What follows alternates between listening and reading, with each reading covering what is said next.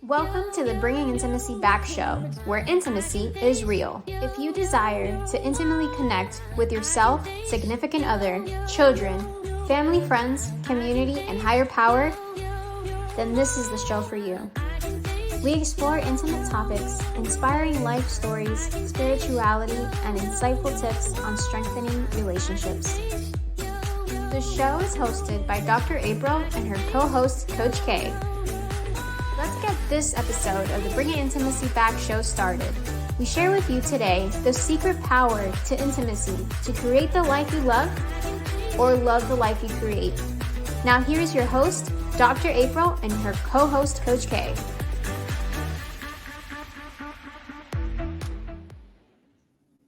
Welcome to the Bringing Intimacy Back show, where intimacy is real. How are you doing, Coach K? I am doing amazing. And how about yourself? I'm doing wonderful. You know, I know June is your birth month, and it's just such a wonderful time of the year with everything blossoming and just slowing it down for the summer. Oh, yeah. It's like slowing down to heat up. Exactly. And to talk about heat up, we have really if you know me, you know that I love a lot of spice. Mm-hmm. So we have a wonderful spicy topic today, which is Confessions of a Hollywood Sex Addict. Yeah, I'm super excited about the topic, and I think so many people can benefit from this and learning. So yes, nice and steamy for the summer. Yes. And as I was going to later on tell you about the guests, but as I was speaking to the guests, I was realizing we've never had this on the show before. And so I am very thankful and honored to have this space. Yes, because as you said, there are many people struggling with addiction. And sometimes people feel embarrassed about, the drug addiction and the alcohol addiction. But when it comes to sex, many people feel even just like, I can't even talk about it. Oh, yeah, absolutely. Mm-hmm. Yes. And so I'm so happy we have this space. But before we get into that, as we know, every time we come on, we talk about once a month about a charity of the month.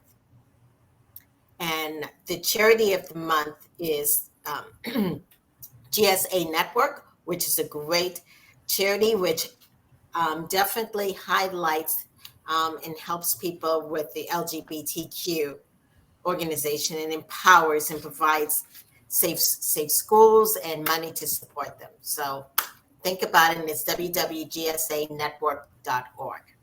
Yes. And as we celebrate Pride in this beautiful Pride Month, that is an amazing charity to highlight for the LGBTQIA plus community. So very excited. Yes, definitely. And thanks, Juan Riaz, for out there listening, and congratulations on us for talking about this topic that we're going to talk about. So we have someone who's very special. It's actually a person, his name is Dan Harary. And Dan Harary is actually a Hollywood publicist who's been in California for over, since the 80s? Yeah. Yes. 40 years. Yes. And so as you guys know, I love 80s music, but being in Hollywood and with all of that and struggling with sex addiction, I guess, as he has, and now he's coming out to talk about all what's happened. I'm just really thankful for that. And not only he's talking about it, but he's also going to share with us his books that he's written about these different things. So definitely. Stay tuned. It's going to be exciting. And we will be back in a moment. Okay, bye.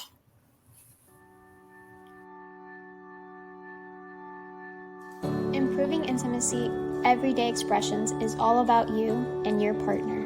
Opportunities for intimacy are scattered endlessly within every second of life you create together with your partner.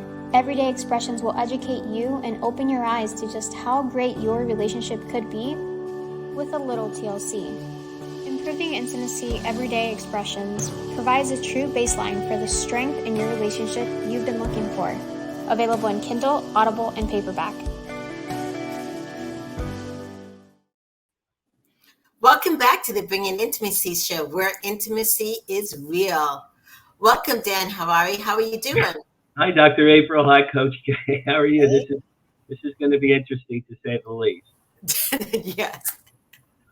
Yes. Well, thank you so much for being on the show. Yeah, definitely. And on this show, we really talk about intimacy. And so one of the things I really want to know is, when we talk about intimacy, what is your definition of intimacy?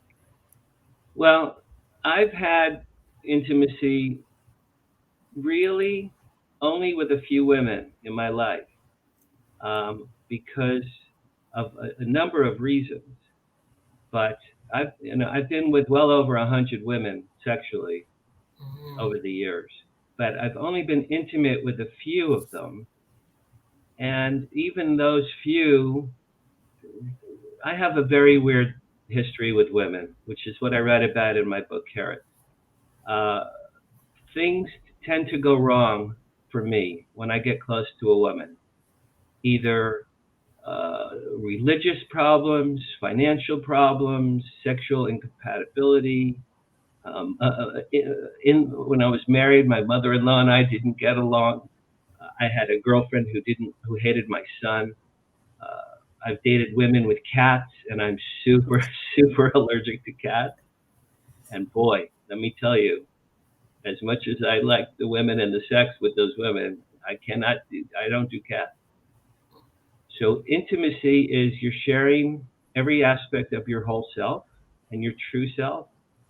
And I'll be honest, and this is very sad, and it makes me sad to this day. I've only been intimate with a few women, and even then, I always kept part of myself secret. You know, my sex addiction was not known to my wife or the women, girlfriends I had that I was in love with. I kept it separate. Okay. It was a secret part of my life. So intimacy, for me, to be honest, Dr. April, is something I would love to have it now. I turned 67 on Saturday. Saturday is my birthday. Yes. I haven't been with a woman in 4 years. Okay. I haven't been intimate with a woman since the year 2008. Okay. So intimacy to me is literally, and it's the title of my book, Carrot, like a carrot on a stick. Right. It's something that I've been chasing after, I think, my whole life. Right. Dan, I'm curious, because as we're going to talk about your sex addiction, how was sex introduced to you? That's a great question, and it's part of my sad story. I actually think it's part of my sad story. When I was 12 years old, I had a best friend, a male friend, and he and I used to steal his father's Playboy magazines, and we used to look at them up in my attic in my house. And I'm 12. This is 1968, and we're looking at these beautiful women with the big boobs and everything else. And my penis would get hard. And I didn't know, honest to God, and everything I'm going to tell you today is true. I didn't know what that was. I didn't know anything about it. In my era, we didn't have the internet. We didn't have sex talk in school. Okay. My parents never told me anything about sex ever. So I was in the dark. So we'd look at these Playboy magazines. I would get hard. He probably got hard too. And then one day, my friend who's 12, both 12, we go outside at my house in the driveway. My mother's car was there and it was unlocked. He goes, "Get in the car." I go, What do you mean?" He goes, "Lay down on the back seat of the car." I said, "Why?" He goes, "I want you to be my girlfriend." I'm like, "What?" Oh my gosh. Like, what? What do you mean? He goes, "Just lay down and be my girlfriend." So I laid. Now he was 6 months older than me and more mature than me. Like he could probably grow a beard at the age of 12. One of those prematurely mature boys, you know. So I laid down and he got on top of me. Now we both had our clothes on, but he got on top of me and he put his arms around me and he humped me. His groin humped my groin. And I literally laying there thinking, what on earth is happening? You know, I still remember very vividly. And he's humping me. Well, I got hard and I came in my underwear and he came too. And then we got out of the car and he goes, "Thanks for the sex. I'll see you tomorrow." And he walked home. now I'm 12. There's a big stain in my pants. Right. I knew Dr. April. I knew nothing. I knew no things about sex. I didn't know I thought I peed in my pants. Okay. Okay. I remember I went in the house. I hid the underwear. I hid it so my mother wouldn't see it. That was my introduction, and it was. And I'm not gay. Right. I've never been gay. If I was gay, it might have been an interesting entree. It might have been. But for me, as a non-gay person, it was confusing. Mm-hmm. From there, well, once I discovered a penis can get hard and stuff comes out, well, boy, then I started masturbating up a storm. When you discover your penis can do a magic trick like that, Right. So I started stealing Playboy magazines and jerking off whenever I could get away with it. Concurrently, my parents when I was born, my parents were quite young. So when I'm 12, 13, 14, jerking off in my bedroom to my magazines, my parents were having sex in the next room. And they were loud. My parents were loud. So as I'm jerking off to my magazines, and my parents are like, oh my God, I'm going to come in the next room. And my friend had just molested me. It was a very weird, to answer your question, my entree to sex and sexuality was very peculiar. My parents were very heightened sexual people. So I was in this universe of no knowledge, discovering myself. My friend made me come the first time I ever came. My parents are going at it in the next room. And so that was my entree, very, very peculiar. That's a lot for a young person to take on, especially just not understanding. I'll say, when I think back to that time, Kay, I'm like, God, I was so incredibly confused. Again, there's no internet. This is pre-AIDS, so no one talked about condoms or sex or anal sex. I used to, in my day, we had Gilligan's Island and I Dream of Jeannie, and we had these TV shows that had these beautiful, sexy girls. And my parents got me a TV in my room when I was 14. It was a gift. They got me a little black and white TV. And boy, if you're a masturbator in the 60s, and I Dream a Jeannie girl is on in her little outfit, boy, that's when you're going to go to town on yourself. So I learned about sex in a hidden, highly fantasized environment. And what happened to me, and this is also sad, is because of that, I was terrified of real girls. The girls at school terrified me. So my sexuality was hidden in my room late at night when everyone was asleep. And then the girls at school, who were the real life girls, I never had a date. I never had a date in high school. Not one date. I was terrified. So it was a disconnect. It was a disconnect that I went through early on for a variety of reasons. And your parents still never talked to you about sex or relationships or? When I was in my 40s, I said, Mom, how come you and Dad never told me about sex? And my mother goes, your father told me that he told you. And I said, Mom, he never told me. And then before my father died, I was probably in my 50s. I think I said, Dad, how come you never had a sex talk with me? And he said, I tried to talk to you once when you were about 10 or 11. And he goes, I turned bright red and I ran out of the house and I ran down the street. Oh my gosh, wow. So in retrospect, I think my dad did try to tell me some stuff. But there was no language back then for them to know. I needed talk about it. I needed a boy's penis gets hard and it feels good to masturbate, which means you pull it on it back and forth and sperm comes out, and that's the white stuff that comes out when you think about pretty girls. If he had said those 3 sentences to me, I would have said, oh, because I thought I invented something. I did.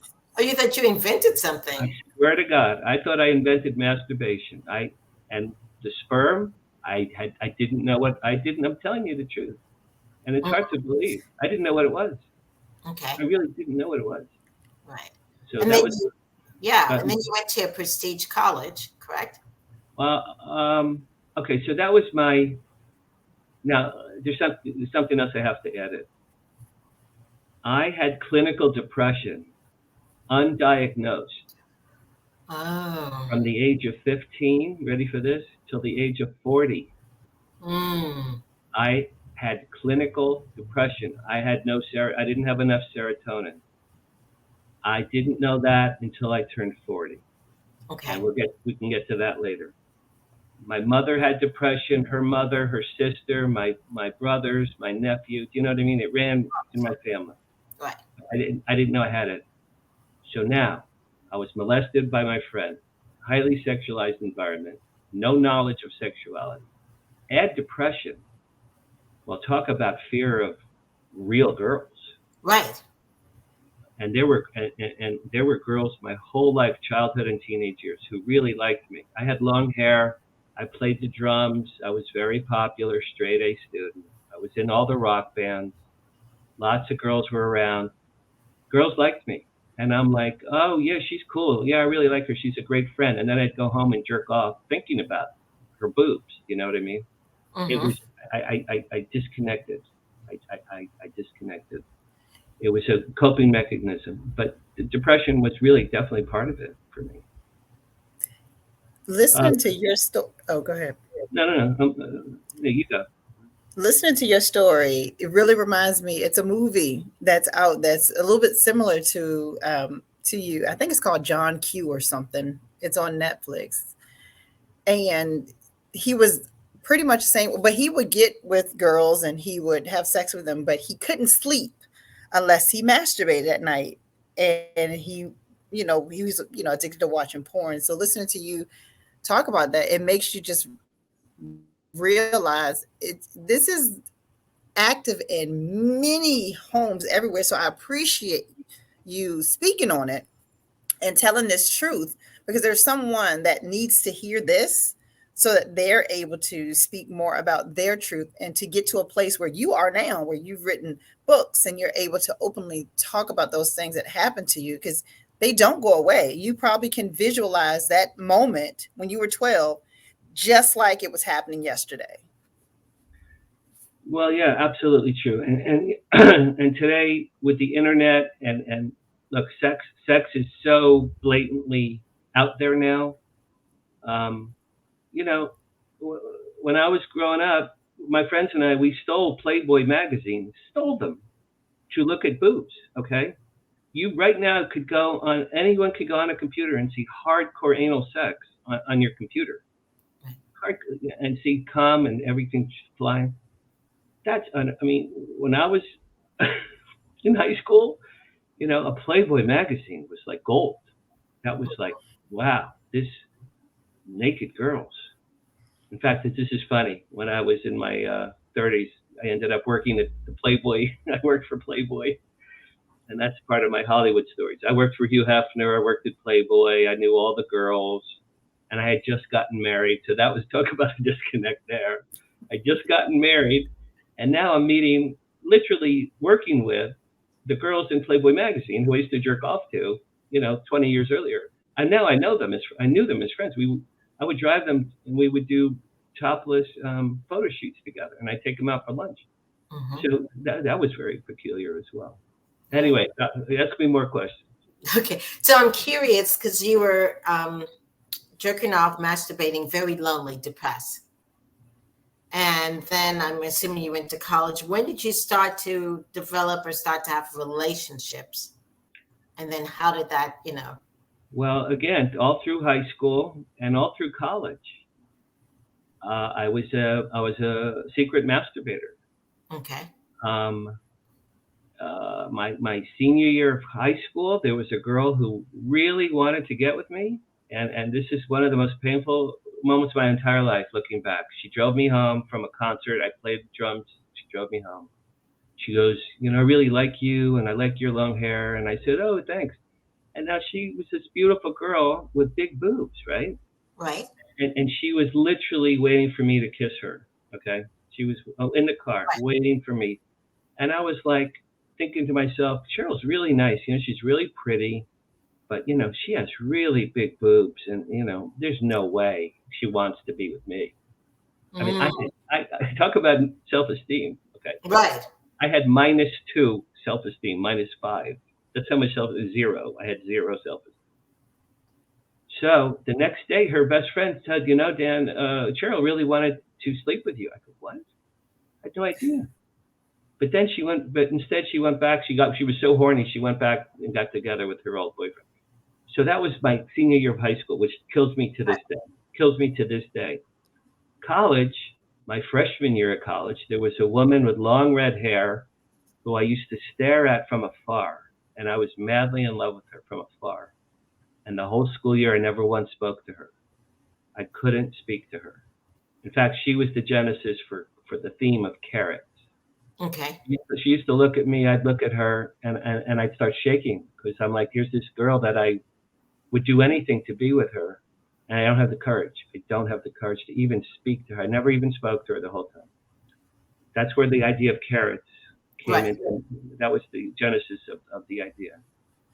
Finally, my senior year of college, now I'm 21 and a half. All my friends have been getting laid since they were 17. I'm 21 and a half. I'm still a virgin. I meet a girl New Year's Eve at a nightclub, very pretty blonde girl. I'm up in Boston. She was in Jersey. She used to fly up to see me. And we had unbelievable sex. I mean, this is true. The first night I ever had sex in my life, we had sex 9 times. 9 times. Okay. And the next morning she said, oh my God, I didn't know this was possible. I said, neither did I. I didn't know. This is my first girl. So once I had access to vagina, I took advantage of it. So that's when I became a sexual person with others.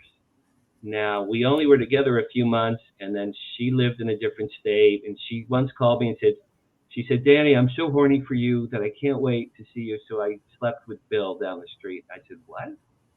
And she broke my heart. I made her so horny, she broke my heart and cheated on me. That was my entree into relationships. For a time, I was in love with her. I mean, we only dated for 3 months. So I was in love with her, and then it ended as quickly as it began. She broke my heart, and that was it. Okay. And you were faithful to her, and then when she broke your heart, then what happened next in your sexual journey? I was stunned. I really was very, very hurt. Okay. So I was 21 and a half. My next sexual experience, and my sexual experiences in the early days were very, very peculiar and hit and miss. A year after college, I was living with friends. We had a rock band. We had a house near the beach in New Jersey. And I met a girl on the boardwalk, walking her dog, and I said, do you want to come home with me? She said, okay. So she spent the night with me. And and we had sex. The next morning, it turns out she was only 16. Okay, I was 23. And my friends saw her leave, and they said, dude, did you ever hear of jailbait? And I go, what's that? I had no idea. They go, dude, you just banged a 16-year-old girl. I go, oh, shit. And then I realized if she told her parents, she lived around the corner. Mm-hmm. Her father could have come and killed me. So that was a one-night stand. Okay, that was my big sex of the year 1979, one time. Then we come to 1980. A friend of a friend hooked me up with a girl in Manhattan, New York City. We had a lot of sex. That was intimate and nice. Her parents were multimillionaires. She lived like a pig in a tiny little shitty little, I don't know if I can say that, in a crappy little apartment in New York. A lot of sex. And then at that time, what did sex mean to you at that time? The early 80s in Hollywood. Well, no, I'm not there yet. This is actually the very beginning of 1980. I'm in New York still. Oh, you're still in New York. Okay. Before I came to LA. I would have sex sometimes and cry because I was so happy. I was so elated. Okay. Let's just jump forward for a bit. When I turned 40 and I was depressed, I went to a psychiatrist. I told him my story. He goes, no wonder you masturbate and have sex. He goes, you don't have any serotonin. He goes, when you have an orgasm, your body makes serotonin. He goes, I'm amazed you've accomplished so much in your life. He goes, of course you're a sex addict. You need orgasms because your brain doesn't make serotonin. So he gave me a prescription for Prozac, which again at 40 Right. changed my life, completely and utterly changed my life. But before we get to that, so that's why anytime I had sex with a girl, I would cry, I would get emotional, I'd write poetry. You know, I was like the girl in the relationship. You know, not the stereotype gender role, but I was like the girl. I was the romantic one. The girl in New York, I didn't get her a Valentine's Day present. She got so pissed at me. She started yelling and screaming at me like an idiot. I didn't get her a Valentine's Day gift. So I never saw her again. And then I moved to LA later that year. What do you want to know next? And so what I'm hearing also is that sex was a way for you in your mind that boosted your self-esteem, that not only in your mind, but actually in some aspect did. Oh, sure. It made me feel, I mean, I guess all the years of my secretive masturbation, I felt like a kind of a freak, you know, and I never told my friend, I never told anyone. Okay. I didn't have a therapist. I didn't tell my parents. I didn't tell my brothers. I didn't tell my friends. I didn't tell my teachers. I didn't tell my school thing. So I lived in a secret sex world from the age of 12, right? Until I'm in my 20s. It was secretive. So when I had sex with a real woman, like the first time I had sex with this girl, Kim, and I came 9 times, it was like, thank you, God. Like I waited a long time for this. So when I had sex, it made me feel connected to another person. It made me very happy, of course, and joyous. And again, I wrote poetry for some of these girls. It made me feel like a semi-normal person.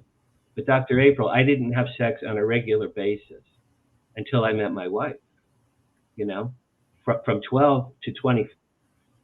I met my wife when I was 20. From 12 to 25, I never had sex regularly with anyone.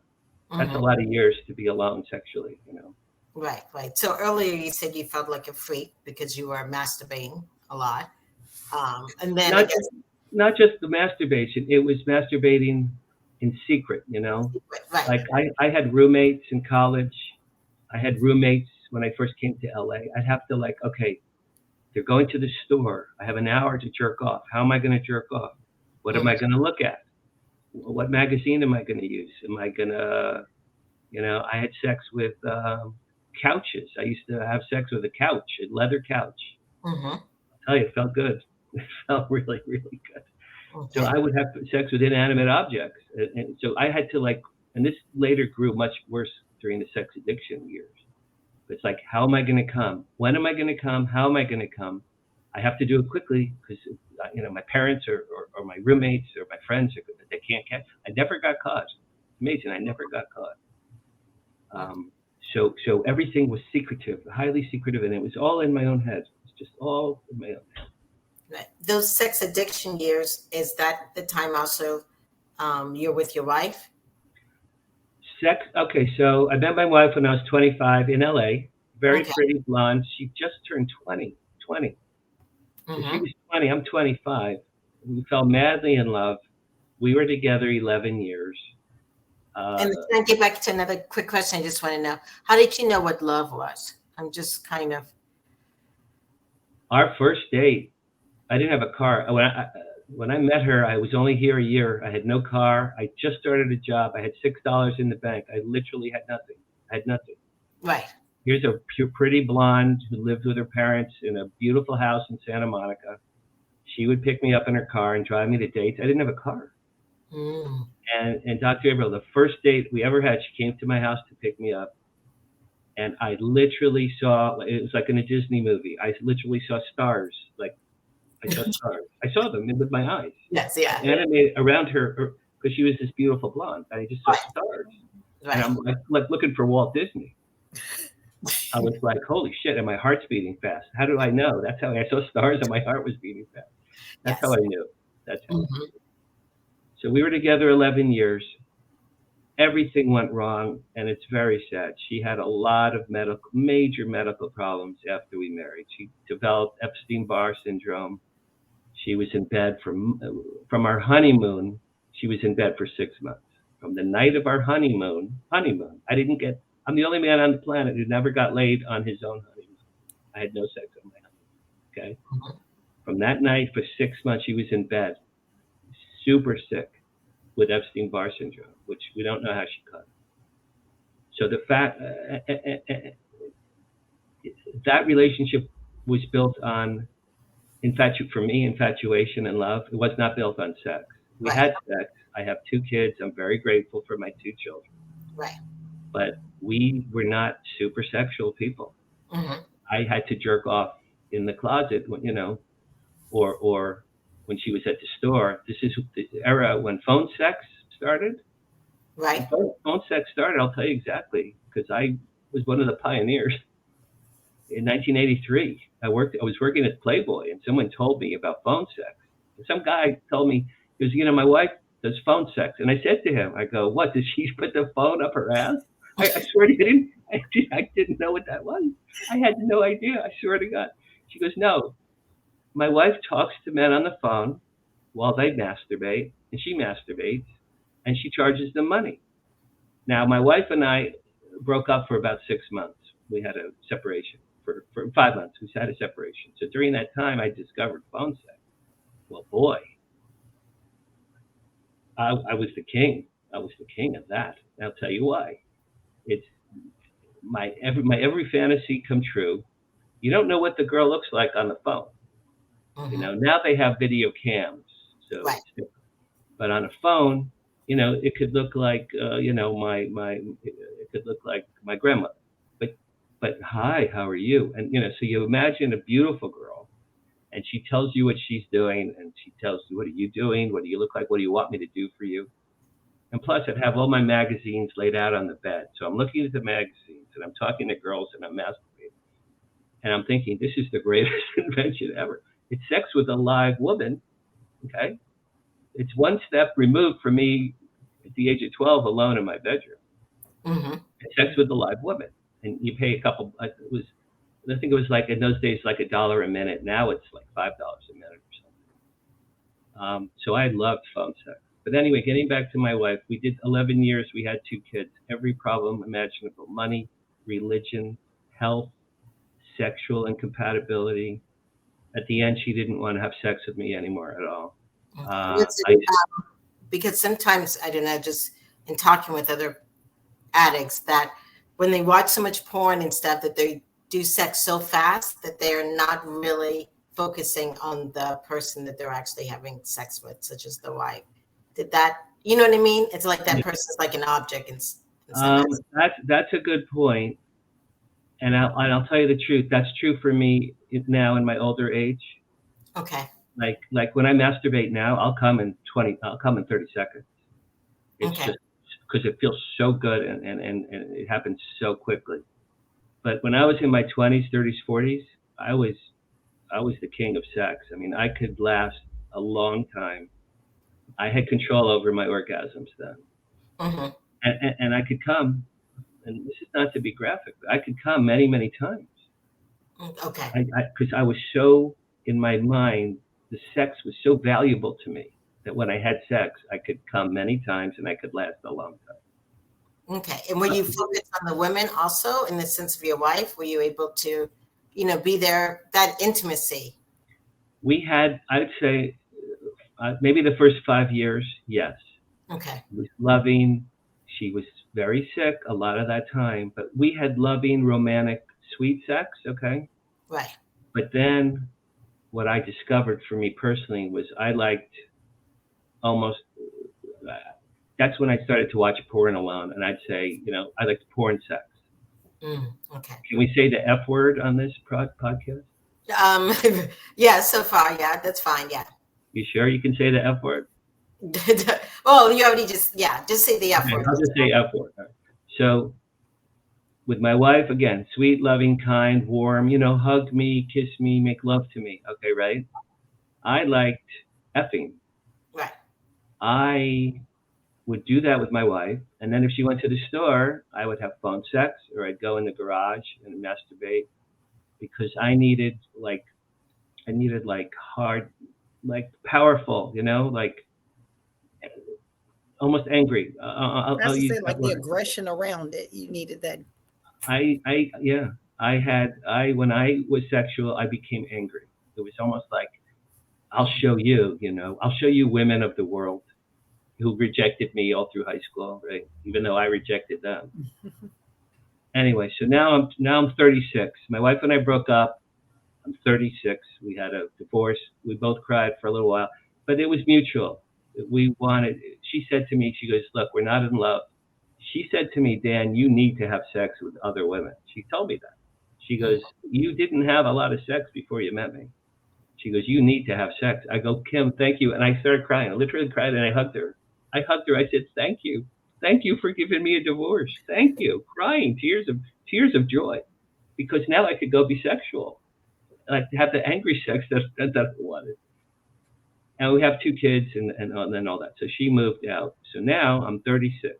Well, now I'm like, okay, now where do I start? I've been with her for 11 years. I never cheated on her, right?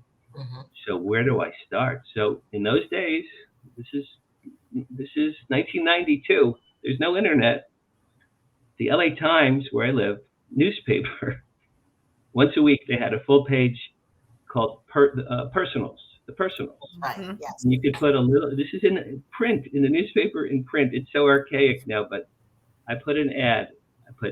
I put single white male, 36, funny, witty, and warm, seeking sexy girlfriend for fun times. Something. I got so many, and in those days they called you on the phone to respond. I got probably 50 calls Wow. from that ad. So I dated from that ad for years. And long story short, fat, thin, black, white, Asian, Hispanic. I tried to sleep with whoever came along. You know what I mean? There were women I didn't even like, quite a few that I didn't even like, but I just needed to get F. I needed to F. And whoever came along that said yes, I was going to go for that. Concurrently, here's the sex addiction. Concurrently with real women, right, I was hiring call girls and prostitutes to come to my house. Or if I was out of town for business, when I went out of town, I always had a call girl come to my hotel room. So now, right, now these women are not free. So now I'm spending money. So I'm dating real women and going out to nice restaurants. That's money. I'm hiring hookers. That's money. I'm supporting my ex-wife and 2 kids. That's money. And I'm running my own apartment and my own house and my own car. And that's money. Yeah. Did you have any other addictions? That's a really great question. Along the way of my sex addiction. So, all right. So from 36 to 56, after my divorce, 20 years exactly, I was a raging sex addict. Okay. Well, like I just said, real women, real women, one night stands, girlfriends that I had feelings for, and call girls. And I also would get lap dances. I would do phone sex. Do you know what a peep show is? You heard of peep shows? mm-hmm. In LA at the time, they had peep shows. You put money in a thing and the slot goes up and you masturbate while a live girl watches you. Then there were other places that had live girls in the room masturbate with you while you masturbate for them, and there's no glass. And these girls were like Victoria's Secret models. So boy, was I addicted to that. That was fantastic. That was a lot of money, but boy, that was an incredible experience. So I was doing all these things concurrently. I forget your question. Have you had any other addictions? Oh, okay. So along the way, Dr. April, I became, when I was doing these things, I needed to be drunk. Okay. Right. Yeah. So that's where, so vodka, that's when I discovered vodka. Okay. So I'm going to have a call girl come tonight. Okay. Vodka. Had to have a couple of drinks before the woman came to my house, took the edge off of the guilt of the fact that I'm about to spend $400 on a girl when my son needs a bicycle, right? You know what I mean? It's like, boy. So that, and then later it would be vodka plus Viagra. There was no way I would do anything sexual without being drunk on vodka and one or two Viagra. And then I'd be in this heightened state, and I became like a porn star. I had sex with women at my house. They would say, "Where have you been hiding? You're fantastic." I was like my own little porn star in my own little world.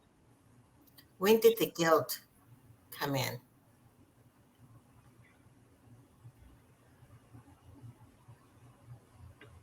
I'll be honest, I didn't really have that much guilt. I really didn't. Okay, you mentioned it. I really didn't, and I'm going to be honest, I really didn't have that much guilt, but along that way, when I was 40, I started my own business as well. Okay. And I went from 85,000 a year to $500,000 a year overnight when I started my own, to $500,000 a year. Wow. So I was very successful for a very long time, made a lot of money. So when I'm making a lot of money, I can support my wife and kids. Mm-hmm. I could date real girls, and I could spend whatever I wanted on my fantasy life. And it was like a 3-ring circus. I did whatever I could do. It all came crashing down in 2008. One of your questions to me was, when did I hit rock bottom? Well, right. In 2008, my daughter went to college. And I was still making really good money, and I was having, I remember one month I spent $12,000 in 1 month on call girls. 3 girls a week, $1,000 a night, $12,000, right? In December 2008, everything changed. Barack Obama had just been elected, but he wasn't installed as president yet. There was a major recession. Mm-hmm. And in December 2008, I lost 2/3 of my clients overnight. My income dropped to literally 1/3 overnight, and my daughter had just started college. Okay, I'm living in Beverly Hills. I have a Mercedes. I have wining and dining women, the most expensive. I'm spending money like I have money, and then it changed like this. And now I'm like, do I send my daughter money in college, or do I have sex with whores? Well, gotta support my daughter in college. Bye-bye whores. So in 2008, man, I had to reinvent my sex addiction. And a couple of years later, I found a sex therapist. I mentioned once to my sister-in-law. She said, "How's your sex life?" I said, "Well, I spend a lot of money on whores." She goes, "Dan," she goes, "you need a sex therapist." I go, "Why?" She goes, "No, promise me you'll go see a sex therapist." I said, "Okay." This is in 2009, it was. Mm-hmm. I went to a sex therapist, and I told her all these stories I'm telling you, Dr. April and Kay, and I swear to God, I just was telling her how much money I was spending and the masturbation, and when I was 12 with my friend, all this. And this lady leaned forward, she goes, "So you're a raging sex addict, aren't you, Dan?" And I looked at her and I said, "Really?" And this is a true story. I said, "Really?" And she goes, "Don't you know you're a sex addict?" Now, in 2008, 2009, I don't think I even had ever heard that term. Right. Right? This is 2008, this is 2009. This is definitely 2009. I'm like, wow.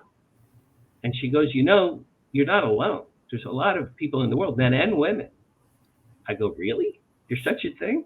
Isn't that funny? I was like a unicorn who didn't know that there were other unicorns in the world. I thought I was the only unicorn of my kind. She goes, "Yeah." She goes, she goes, "Promise me you will join Sex Addicts Anonymous." That's amazing. Right.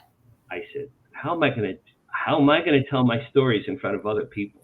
She goes, "You have to swear to me, to God, you're going to go, because you have to go. You have to see you're not the only one." So in 2009, I started to go to SAA meetings in LA, here in LA. It was probably 25 men, and there was one African-American woman in there. And I was so impressed with her that she had the balls to be in that room. Imagine you're the only woman in a whole room of horny men, and you're the only woman. And she showed up every week, this woman, I forget her name.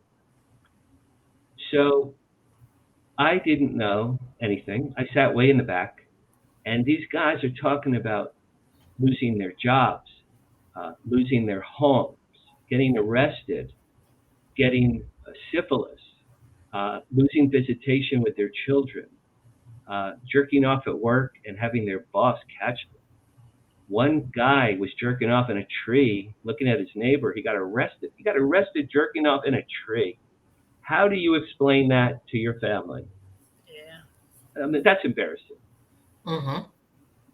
So you guys, I'm sitting there and I'm like, holy ass, I can't even believe what I am hearing right now. These are the most amazing stories. One guy said, I hate myself so much. I go down to Skid Row and I pick up homeless women and I have sex with them in my car without protection because I hope I get AIDS so I can die because I hate my life. Well, I'm like, oh my God. So I'm hearing all this. And then they go, okay, are there any new members in the room? And I put my hand up. And they said, what's your name? My name's Dan. And they, do you want to share? You know this. You know, the same with Alcoholics Anonymous or the other. Right. Do you want to share? And my heart's beating. And I'm like, how am I going to talk about all the things I just told you to in 3 minutes in front of 25 men? How? You know, I've never talked about sex in front of men before. That's another thing. Until that day, I never spoke about sex with a man in my life, not even my best friends. It just wasn't done. So I'm like, well, you know, I was 12 and my friend and my parents and jerking off, and marriage went wrong and sex addiction. And at the end of that share, men came up to me and hugged me. And they said, Dan, that was probably the most amazing share we've ever heard. I go, really? And people were hugging me. And they go, please keep coming back. Please keep going. So I went for years. To this group to share. Right. And you guys, I swear to God, the first night I shared and I drove home, I cried. I was crying. Because I'm like, I felt like this incredible weight was lifted. I'm like, wow, I've embraced my sex addiction. I'm not embarrassed or ashamed. I'm really not embarrassed or ashamed. I'm really not. I never really had guilt. Mm-hmm. I certainly couldn't afford to keep my hobby going because I had a child in college. And that really was the turning point. It was daughter or horse. I'm going to pick my daughter every time. Right. That's good. So SAA, no, I don't go anymore because it was the same guys with the same stories and the same problems. And you always knew Bill was going to talk about his house. Mm-hmm. And it just got routine. So I stopped going. But do you remember, I don't know, I'm older than you. Years ago on TV, there was a show called Scared Straight. Do you remember that? Yes. They took teenagers into prisons Right. to scare them so they wouldn't become criminals, right? Right. For me, SAA was like my Scared Straight.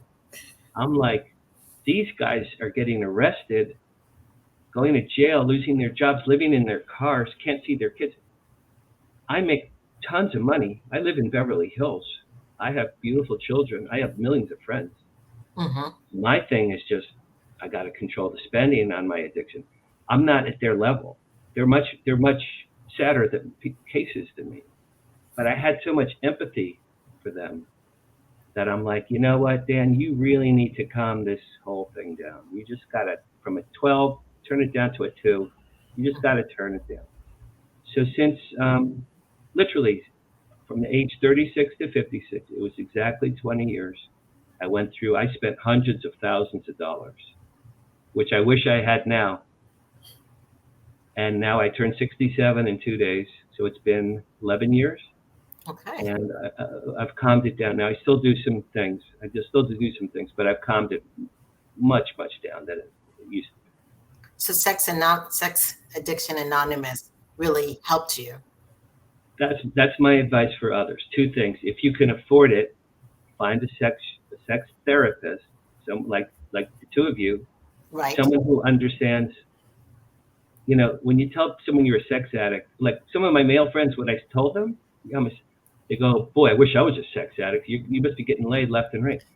Okay, there's a lot of excitement in the sex part, but there's ramifications of it too.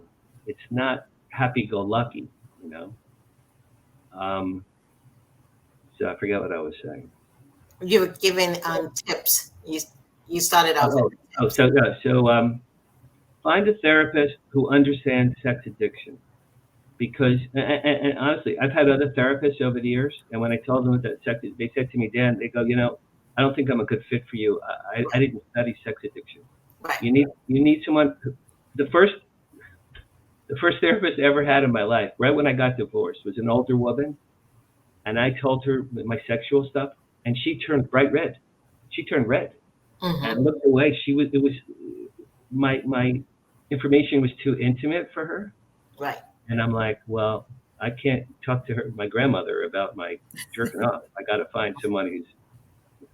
I've always had women therapists. I've always found women sex therapists. I've always found that fascinating, that people like you, you know, young, attractive women are open-minded and not revolted or disgusted by someone like me. You know what I mean? So find a good sex therapist, someone who you feel a rapport. You can tell them any secret. That's a key. Any secret has to come out. When I spilled my secrets, it was the weight lift coming off. When you live with secrets in this area, it's a burden. It's a burden. Right. And then find an SAA group. During COVID, they were online, you know, but I'm sure that they have them in person. Find every state has an SAA group.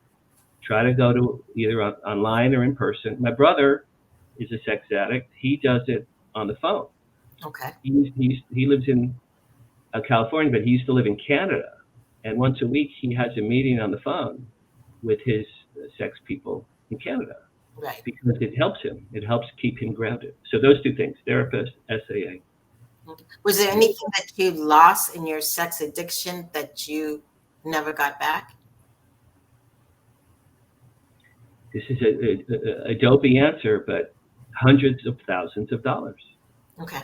Literally. Okay. Really. Now, I don't make what I used to make now. Right. Since COVID, I don't make $500,000 a year. I made $500,000 a year for like 20 years in a row or something. Money, a great deal of money. And it's funny, but it's not. I'm looking at retirement, right? I'll be retiring in a few years. Well, if I had that money in the bank now, boy, my retirement would be a whole lot more secure. But I was busy chasing after, and I chased after the most beautiful girls, because I'm in Hollywood. You know, I met actresses, models, and singers. I always chased after the prettiest girl in the room, even though I'm not George Clooney or anything. I didn't always sleep with them. I slept with some, but not with many. But I always was chasing them, because to me, my imprint with women and sex was Playboy magazine. Okay. A beautiful blonde California girl with the big boobs and the blonde hair and the blue eyes. That to me, in my mind, was you have sex with that. So that was my how I trained my psyche. Mm-hmm. That was my ideal sex partner. So if people out there listening and they want to know more about your story. My whole story is in my book, Carrots, right here. Isn't that a great graphic, you guys? I like that. Yes, I love that. I've been in my head for years. That's me, apparently, and this is every girl I ever chased after. Yes. It's Carrots, True Confessions of a Hollywood Sex Addict. It's my entire story, no holds barred, all my secrets. My mother is 88, God bless her. She's in a wheelchair. When can I read Carrots? I said, Mom, after you die and you go to heaven, ask God if you can read Carrots. I go, if you read it now, it'll kill you. I said, I don't want you to die. So if you read it now, it'll kill you. So don't read my book. Do not. And my daughter also. My daughter and my mother are not allowed to read that. Yes, but if you're out there and you're listening and you just heard this story and you're struggling with sex addiction, Carrots is a great book for you to start to read. It's on Amazon, hardcover and softcover. I have pictures of me with many of the women I've loved and lost or chased after. Some of those women, if they knew they were in my book, I think they'd probably sue me. So Yes. we'll keep it quiet. All right. Thank you so much. And if you're wanting to reach out to him, his website is danharariauthor.com.